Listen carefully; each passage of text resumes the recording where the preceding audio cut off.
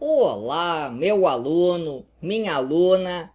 Eu sou o professor Gustavo Viegas e nesta aula nós veremos este livro, Pi, uma biografia infinita, de 3 autores, Masa, André e Verena.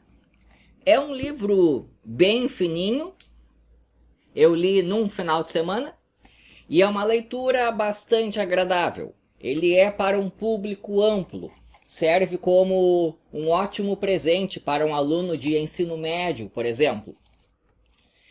São 14 capítulos. Eu vou falar aqui pontos interessantes dos primeiros deles. Então, no capítulo 1, aparece a definição. Considere uma circunferência de comprimento C. Agora você divide isso pelo diâmetro da circunferência. Não importa qual é a circunferência. Quando você faz essa conta, vai dar aí um número que é 3,14, 15 e por aí vai. Foi só em 1706, o que em termos da história da matemática é relativamente recente, que William Jones deu para este número o nome Pi.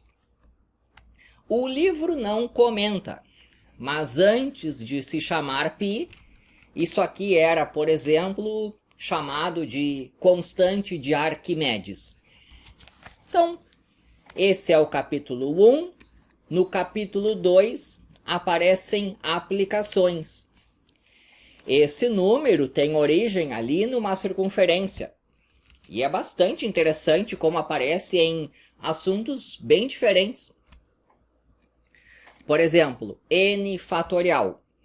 O produto de todos os números naturais positivos menores do que ou iguais a n.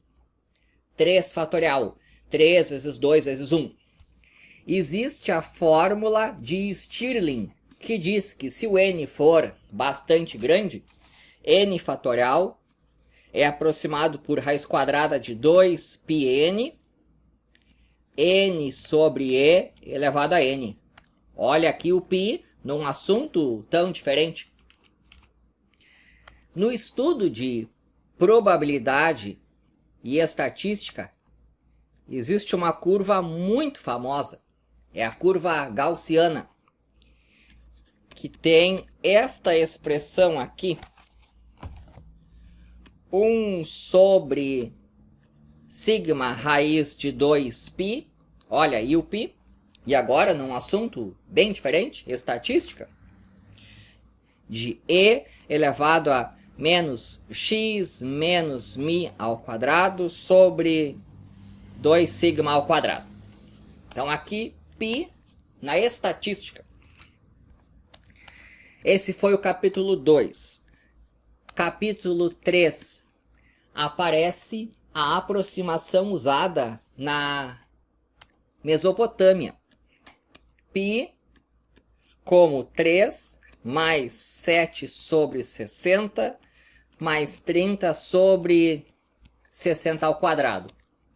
E no Egito Antigo, a ideia era assim: considere um quadrado de lado 8. Os egípcios usavam a aproximação para a área do círculo de diâmetro 9 como sendo a área desse quadrado. Então eu vou colocar aqui um sinal de igual, mas é igual no sentido egípcio. Eles diziam que essas áreas são tão próximas que usavam a igualdade. Agora eu vou colocar aqui um aproximado.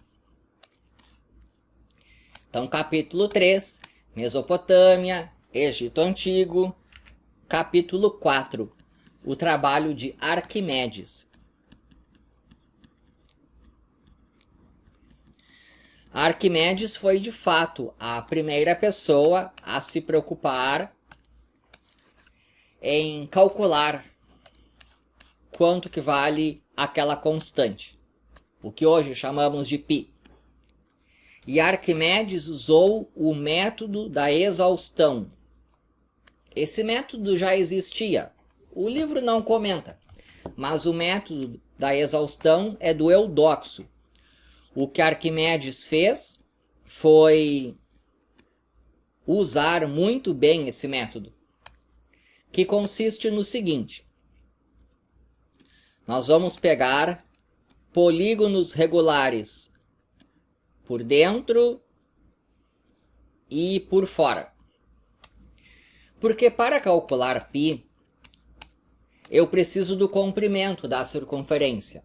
Essa é que é a grande dificuldade. O comprimento azul, ele está entre o comprimento verde e o vermelho, aqui da minha figura. Então, é isso que é o método da exaustão. Arquimedes começou com um hexágono regular, bem como a minha figura. E ele tinha um processo de duplicação. Multiplica por 2, multiplica por 2, multiplica por 2, multiplica por 2. Ele sabia fazer as contas em que, se você conhece o comprimento do lado de polígono de 6 lados, você consegue chegar, por um processo de duplicação, por exemplo, até o comprimento do lado do polígono de 96 lados.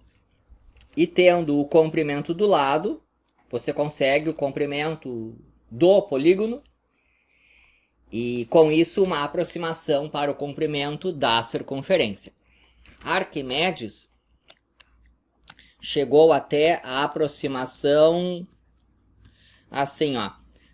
Aqui uns 3,139, mais algumas casas decimais, e 3,142, mais algumas casas decimais. No capítulo 5, aparece o chinês Liu Hui, que continuou esse processo. Ele trabalhou com o polígono de 192 lados. Então, se eu fosse tentar desenhar, vou fazer apenas o inscrito. Já ficaria praticamente igual à circunferência. Isso, assim, num desenho que eu tentasse fazer. E só para se ter a ideia do quão trabalhoso era isso, deixa eu pegar aqui no livro. Está na página 38. Vou mostrar quanto que vale o lado do polígono inscrito de 192 lados, quando nós consideramos uma circunferência de raio 1. O polígono está inscrito.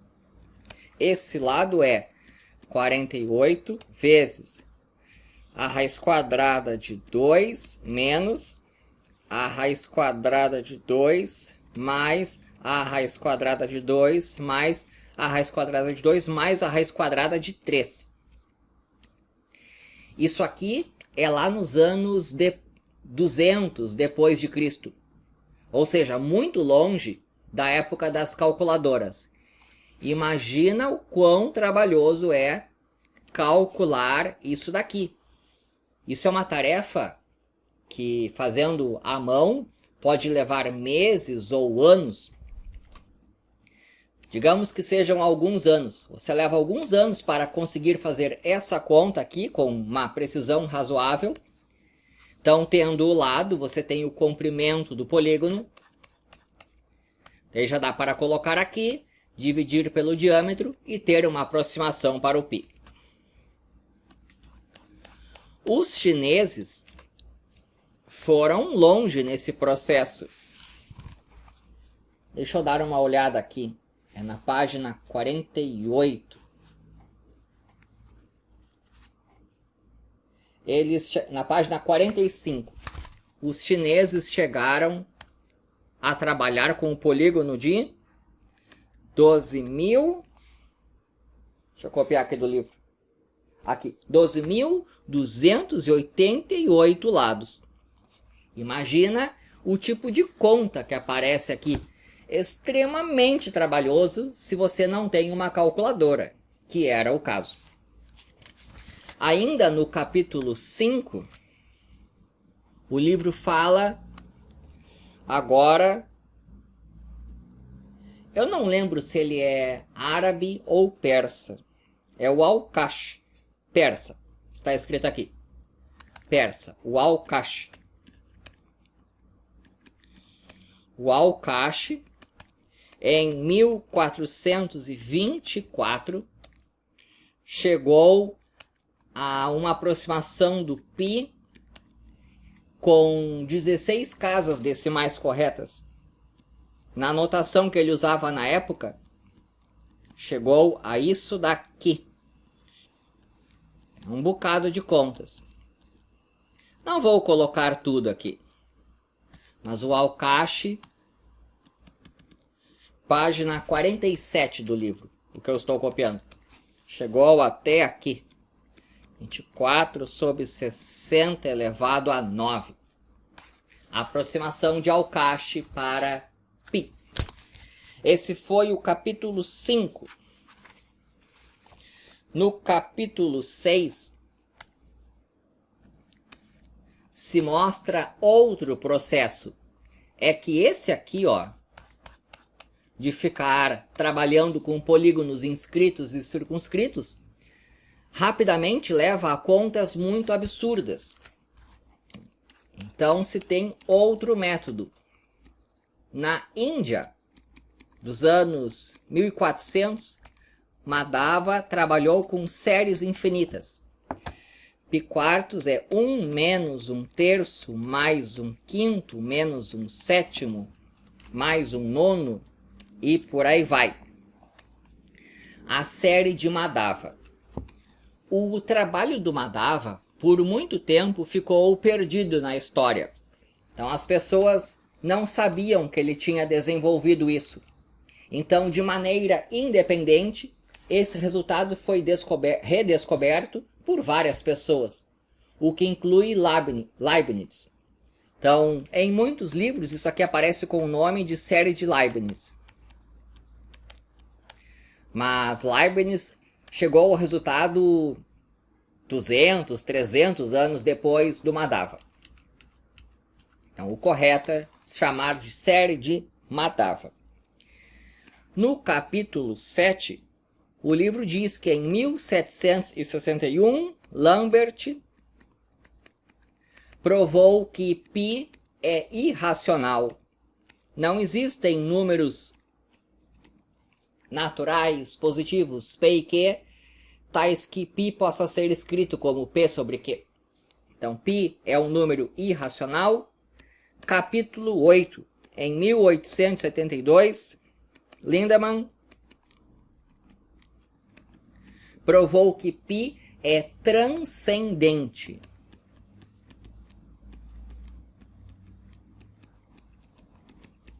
O que é isso?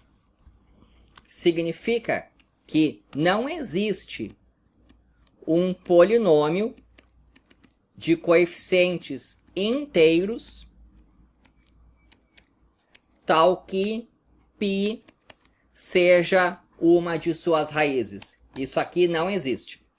Então, você pode pensar num polinômio de grau qualquer, desde que os coeficientes a0, a1 até n sejam inteiros. Não tem como colocar π aqui e fazer a conta dar zero. Isso nunca ocorre.